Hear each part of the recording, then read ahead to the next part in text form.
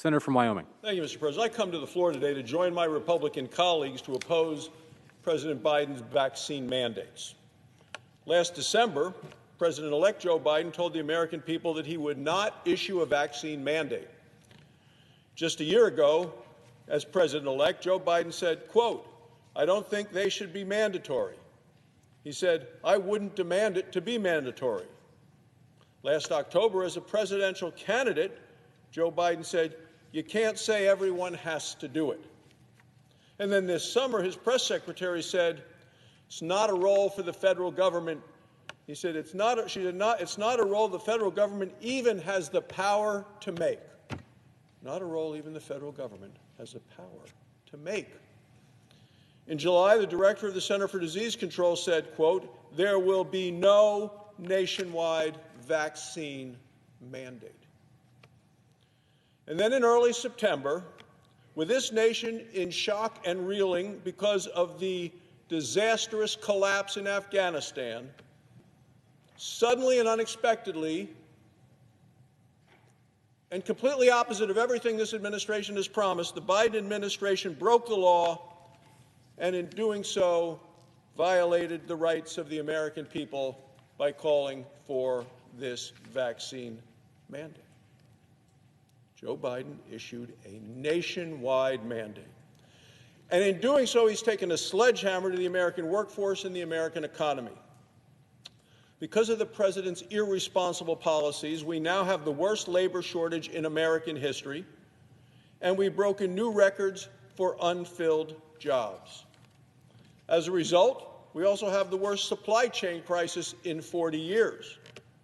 Don't have enough goods on the shelves. We don't have enough workers to fill the shelves. The president must have known that many wouldn't comply with his mandate.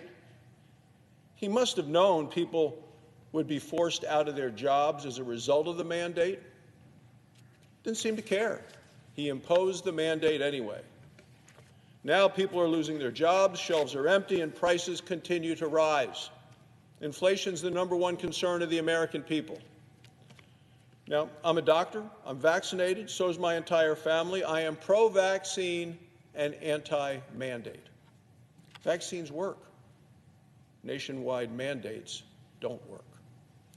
Courts have already ruled that the president's mandates are illegal. Yesterday, a federal judge in Georgia blocked the mandate on federal contractors. Not only are these mandates illegal, they are ineffective. Joe Biden's mandates have only hardened people against the vaccine. They have increased resistance to getting vaccinated because President Biden has politicized the vaccines, and all the mandates have accomplished making people lose their jobs. In the Joe Biden world, his mantra seems to be vaccinate or terminate. What we ought to be doing instead is to giving people information. Let them work with their doctors to make the right decision for them and their families. That's what I've been doing for decades in Wyoming as a doctor.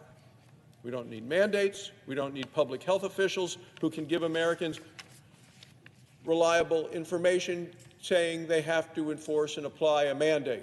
They're there to give the information and then the vaccine if the person chooses to have it. The Biden administration spent 10 months flip-flopping on this issue.